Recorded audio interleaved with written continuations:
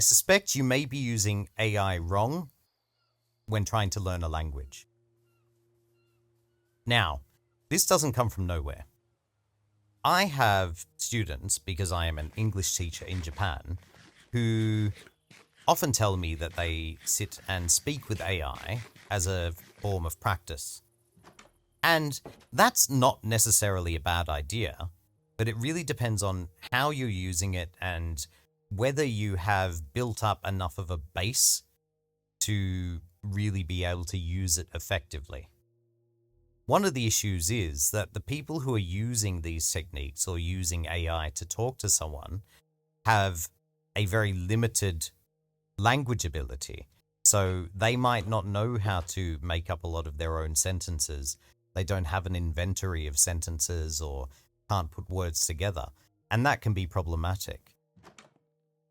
So going from 0 to 100 can maybe work for some people, but I think for others, it might not be the best option when it comes to language learning. Now, AI is also very controversial, and I don't really need to get into too much detail, but just a small list of issues would be privacy issues, the scraping of data that wasn't given permission to be scraped, and the issues with how it replaces workers and what data centers are doing and how it can create deep fakes and how people use it as a means to an end to try and make money rather than trying to enjoy a process, etc., etc. There are many things that can be problematic with AI. Now, in saying that, I am not pro AI and I'm not anti AI. I am, let's look at each situation and use case and judge it based on those merits and look at the companies, how they're doing things, what they're doing, and how we can fix it and how we can do things better and what sort of limitations or lack of limitations or what are needed for AI. So that's just my kind of view on AI in general. I don't try to put myself into a camp because, well, I go on Reddit sometimes and I see that it's just people going into little camps and saying, I'm this and I'm that, and I just don't think that's helpful. Anyway, all of that aside, if people are going to use AI and they want to use it to learn languages, there are a few caveats. Now, if you're using it to learn English, then I don't really think it's a big problem. If you are doing as my students do and you're sitting there and speaking to AI in English and wanting, sentences or a response or whatever, it's probably fine because the language models themselves are absolutely fluent in English. Of course they are. They're built on an English internet. So that's not a problem. If you're learning something like Mandarin or Japanese, it might be okay. It might get a few things wrong, but I mean, I've looked at sentences that, for example, Gemini has spat out, and I've talked to my wife. Now, I am pretty fluent in Japanese, but of course, I'm not a native. I'm not used to the flows like my wife would be. But I have asked her many a time, what about this sentence? Is this sentence good? Is it okay to use? Is this correct? And there's not really been much in the way of issues. And I know that she has used AI before and she's never really said to me, oh, this is such a weird sentence. So I'm assuming that for something like Japanese, a bigger language with a lot more presence on the internet is probably okay. If you are going to use AI to communicate and to study, I don't think it should be your only means of study. It should be one of many different things that you do. And in fact, I personally don't find chatting in a different language to be particularly helpful for language learning. Instead, I find learning patterns and sentences and words and then using them with someone later, so things that I already know, is much better. But that's just me personally. Other people will have different ideas. Now, getting back to how you can use AI to potentially be effective with language learning, well, I would say that if you're just a beginner, whether it's Japanese, whether it's English, I would start with the basic concepts of sentences. Don't go for how do I say good morning in Japanese. Go for how do people greet at certain times of the day in Japanese. That's going to give you a better idea of the Japanese way of thinking, because you don't want an AI to turn around and just put everything into English, like was it like a Japanese that is from the point of view of an English speaker. That's not helpful. I don't know if it would do that, but it could do that, and you don't want that. So ask it for concepts. How do Japanese people greet each other when meeting at work? So those are your first things. And I wouldn't even start with greetings. I don't think greetings are all that important really when you're first starting a language journey. I would say, rather than thinking about greetings, you want the ability to express yourself.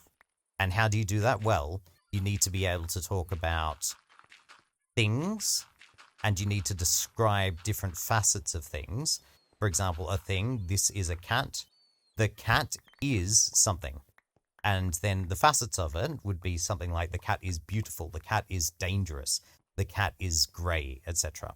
You want to be able to talk about necessity and desire and interest. So I like, I want, I need to.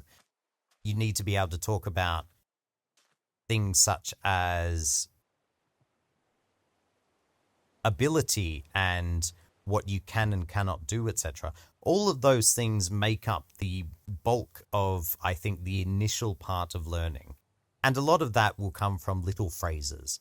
So in English, you'll be, I can, I can't. And then you'll just add things to the back of it. You can add whatever you want to it. Doesn't matter. You can even add Japanese if you want. So you can say, I can't taberu. I can't nomu. I can't mitsukerareru. It should be mitsukeru.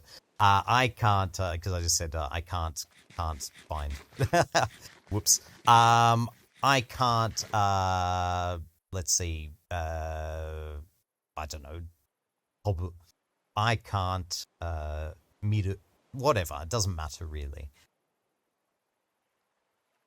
But you want to be able to practice those sentences. And that's what I do with my study when I'm doing Coptic.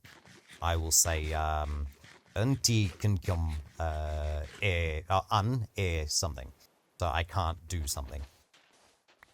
So that's an important aspect of language learning, I think.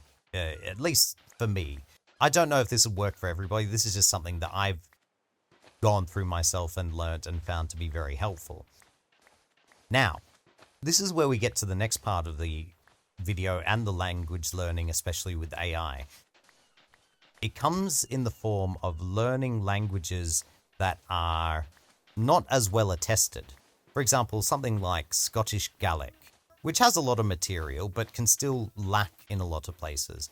Or something like Coptic, which again has a lot of material but doesn't have as much as English or Mandarin or Japanese. And then we get to even lower languages such as Ainu or something like Nahuatl, where there just isn't the information online for those languages. What do we do? How do we learn these languages and use AI effectively? Well, obviously, speaking to AI in these languages is not going to be terribly helpful, especially if they don't understand. So that's out. We can't really do that. We might get away with it with Gaelic a bit. We might get away with it with Coptic, but some other languages, it's going to be a bit harder. So then what do we do about learning? Well, asking the AI to translate things for you is a very bad idea. Asking the AI to tell you how a language says something, for example, with my previous Japanese example, is also a bad idea. What do we do? Well, I suggest that you do the following. If you really want to learn a language and use AI to help you, one of your best options will be to get it to search for sentences that reflect a certain concept. Now, this could be difficult because if there's no way of translating the sentence, or if you don't have any prior knowledge, it's prone to potentially being wrong. But the best way that we can do this is as follows. You ask the AI, you say to the AI, I want to know how people in Nawak would apologize. What would be the means of apologizing? How would they apologize? Give me a breakdown of how they would apologize.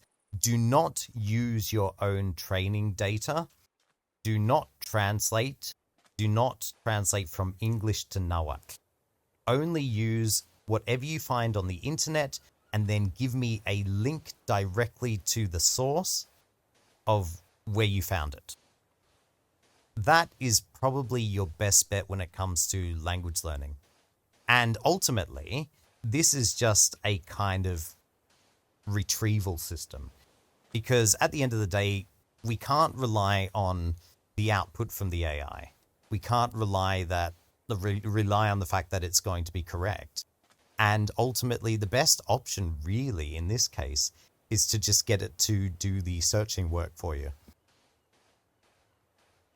The AI could probably bring up some links or websites that you didn't know about, which can be helpful.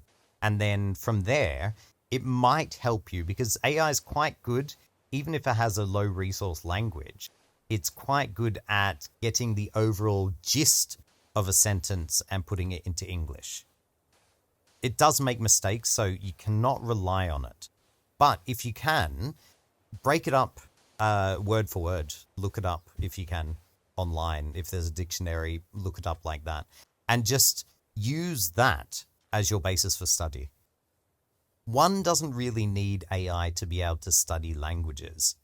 But when it comes to a high resource language such as English or Japanese, etc., it can be good as a shortcut, really. It does a good job. When it's a low resource language, it can help you to find resources, but I wouldn't rely on it on its own. Instead, get it to help you with finding sentences, finding dictionaries, and finding ways of understanding the sentences. That's probably your best bet if you wanted to use AI to help you study. I find that having lots of sentences, getting the different concepts that you want to be able to speak about, and the different sentences, and having a list of them, just studying them as I do via gaming or looking at pictures, or just finding a method that you enjoy and you find effective is essentially the best thing you can do. And over time, you will find books that you can read and you can level up over time.